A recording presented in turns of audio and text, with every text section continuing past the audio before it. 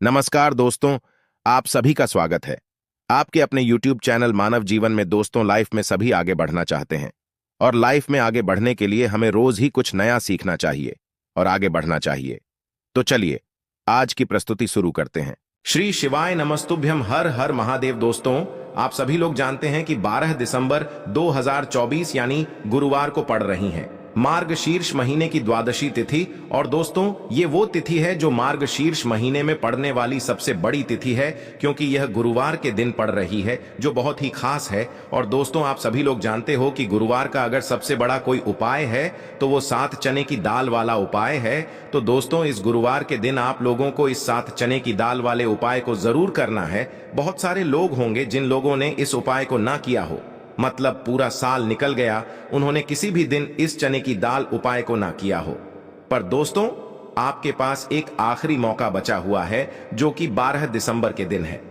तो इस दिन आप लोगों को इस वाले उपाय को जरूर कर लेना है, भले ही आपने पूरे साल भर इस उपाय को ना किया हो।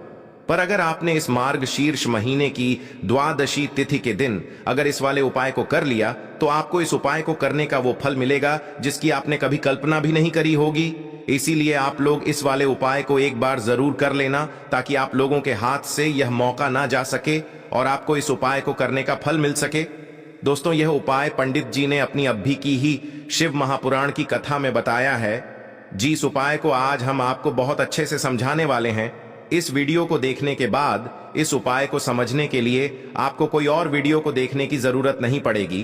तो चलिए दोस्तों, उपाय को शुरू करते हैं। देखिए, ये इस मार्गशीर्ष महीने के गुरुवार के दिन यह इतना खास होता है, इतना महत्वपूर्ण होता है, देखा गया है। कभी कभी बड़े बड़े पूजा पाठ अनुष्ठान से जो मनोकामना पूर्ण नहीं होते, वो मार्गशीर्ष महीने के दिन एक छोटे से उपाय करने से ही आपकी मनोकामना पूर्ण हो जाती है। और बहुत सारे लोगों ने इस उपाय को किया भी है और उनको इस उपाय को करने का फल भी जरूर मिला है। अगर आप लोग भी इस उपाय को करना चाहते हैं, तो आप इस उपाय को पहले अच्छे से समझ लेना, सुन लेना, उसके बाद करना। आपको इस उपाय का फल जरूर मिलेगा। और इस उपाय को कर लेने से आपके घर में चाहे किसी भी प्रकार की दुख और समस्या क्यों ना चल रही हो, आपको उसका कारण भी नहीं पता है कि भाई यह समस्या किस कारण से चल रही है। उसका कुछ भी कारण हो सकता है, जैसे पितृ दोष हो सकता है या किसी भी तरह का मंगल दोष भी हो सकता है। तो इस दिन आप लोगों को यह वाला उपाय कर लेना है। यह एक ऐसा उपाय है जिस उपाय को अगर किसी विशेष दिन पर किया जाए, तो भाई उस विशेष दिन का जो है वह तो हमें मिलता ही मिलता है। पर हमने उस दिन पर इस काले तिल वाले उपाय को किया है, तो हमें उससे भी बड़ा फल मिलता है, और फल बहुत जल्दी मिलता है, क्योंकि आप इस उपाय को बहुत ही बड़े और विशेष दिन पर कर रहे हो। तो चलिए अब उपाय के बारे में बात करते हैं। लेकिन उससे पहले आप लोगों को यह जानना आवश्यक है कि आखिर यह उपाय किस समय करना है, किसको करना है और कैसे करना है। तो चलिए हम आगे आपको वीडियो में एक एक करके बता देते हैं।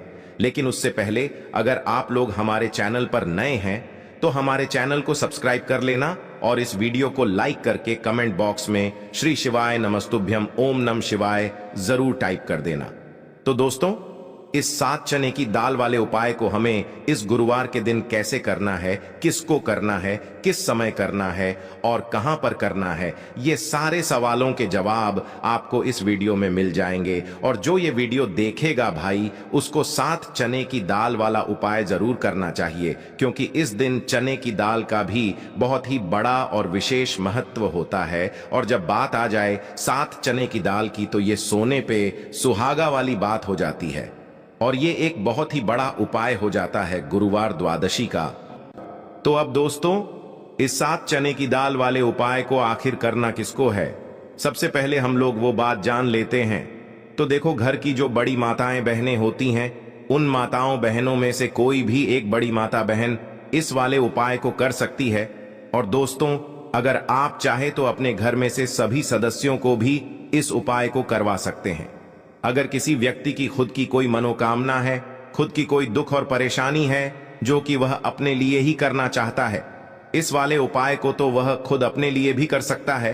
बाकी अगर कोई घर में से ऐसा है जो कि अपने पूरे घर परिवार की सुख और शांति के लिए यह वाला उपाय करना चाहता है, तो भाई वह भी कर सकता है, उसमें भी कोई दिक्कत वाली बात नहीं है। कहने का मतलब यह है कि इस उपाय को हर एक सदस्य भी कर सकता है और पूरे घर परिवार के सदस्य के लिए घर की बड़ी माताओं बहनों में से कोई एक माता बहन भी कर सकती है।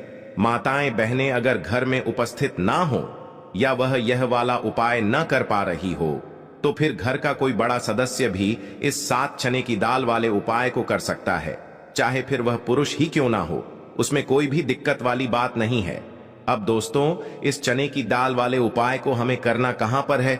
देखो, हमें शिवलिंग के पास में जाकर करना है। बहुत सारे लोग प्रश्न करते हैं हर एक उपाय को करते समय, क्या हम इस उपाय को घर पर या मंदिर में कर सकते हैं? देखो, तो इस वाले उपाय को आप मंदिर में करोगे तो अच्छा रहेगा, घर पर नहीं करना है इस वाले उपाय को। उसके बाद में दोस्तों जो अगला प्रश्न निकल कर आता है वो यह आता है इस उपाय को लेकर कि आखिर इस उपाय को हमें किस समय करना है, सुबह के समय करना है कि शाम के समय करना है? तो देखो, इस वाले उपाय को आप लोग सुबह के समय भी कर सकते हो और शाम के समय प्रदोष काल में भी कर सकते हो। अब अगर आप पूछो कि भाई साहब सबसे उत्तम समय कौन सा रहेगा इस 7 चने की दाल वाले उपाय को करने का, तो हम आपसे बस यही कहेंगे कि इस उपाय को आप सुबह के समय करेंगे तो ज्यादा बेहतर होगा। बाकी अगर शाम के समय भी करेंगे तो भी अच्छा होगा, उसमें कोई भी दिक्कत वाली बात नहीं है।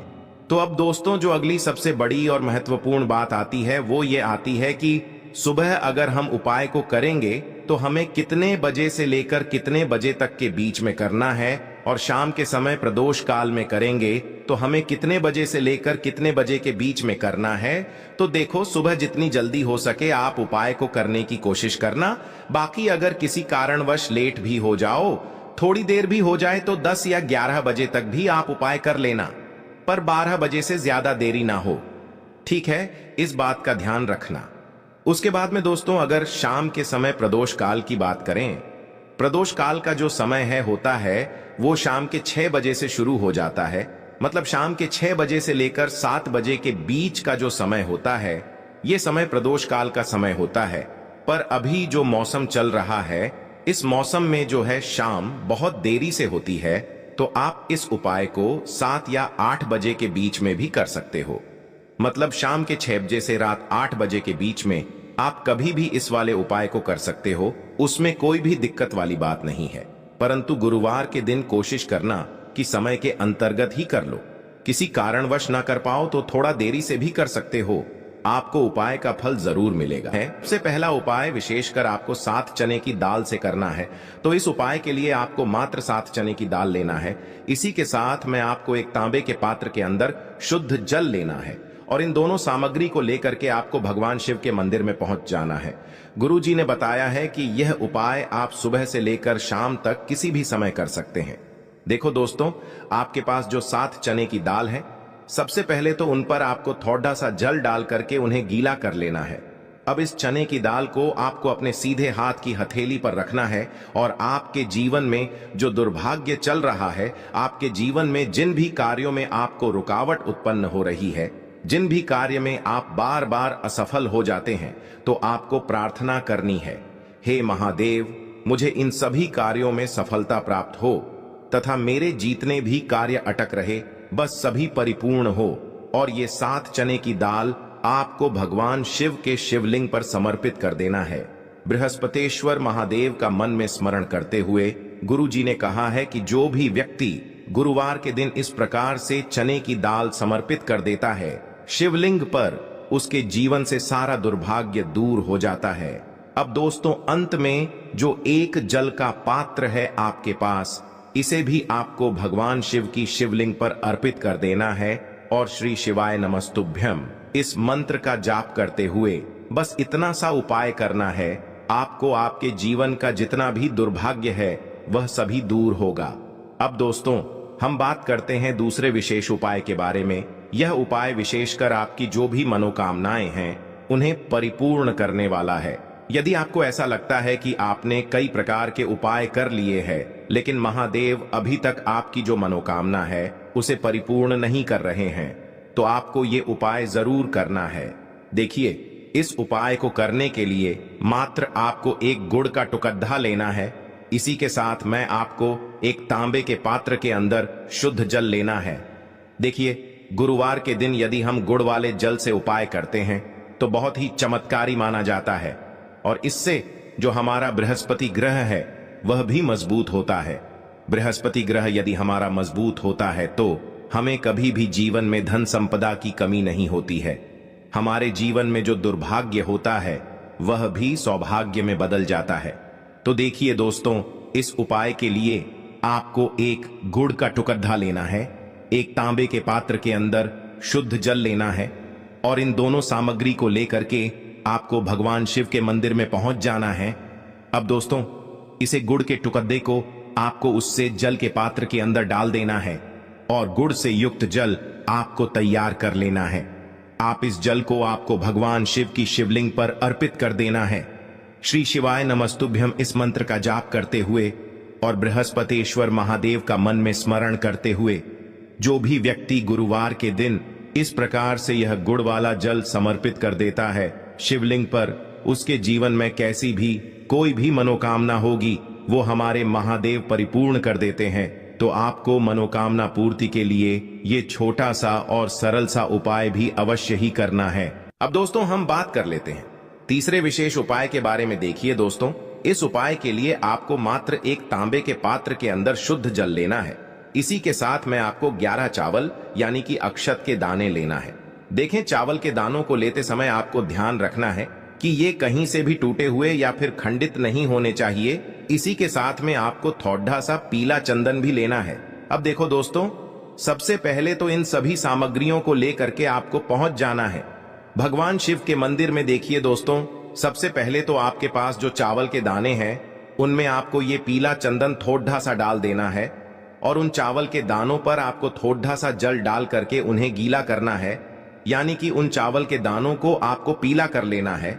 इसी प्रकार सबको इन चावल के दानों को तैयार करना है, यानी कि यह जो चावल के दाने हैं स्वर्ण के समान हो चुके हैं और ये जो आपने चावल के दाने स्वर्ण के समान जो तैयार किए हैं इन्हें आपको भगवान शिव के शिवलिंग पर समर्पित कर देने हैं बृहस्पतेश्वर महादेव का मन से स्मरण करते हुए। देखो, गुरुजी ने बताया है कि जो भी व्यक्ति पीले चंदन से युक्त इन चावल को तैयार करके शिवलिंग पर गुरुवार के दिन इस प्रकार से समर्पित कर देता है उसके जीवन में जितना भी दुर्भाग्य है वह सभी दूर होने लगता है और जीवन की जो दरिद्रता है उससे भी उसको मुक्ति मिलने लगती है। अब दोस्तों, अंत में जो आपके पास एक तांबे के पात्र के अंदर जल है इसे भी आपको भगवान शिव के शिवलिंग पर अर्पित कर देना है।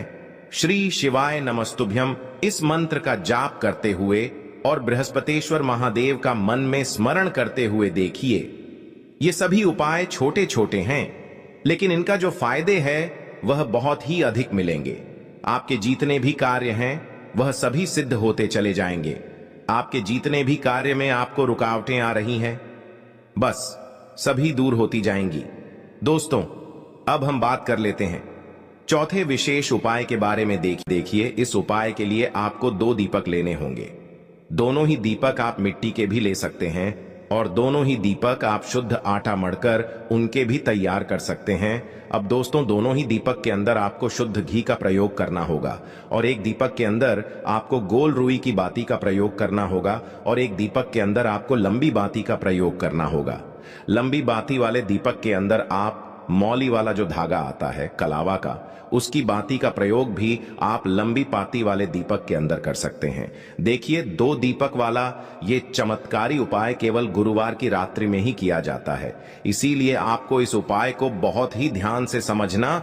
इसी के साथ में आपको 11 काले तिल के दाने लेना है और इसी के साथ में आपको मात्र 1 चुटकी हल्दी भी लेनी होगी।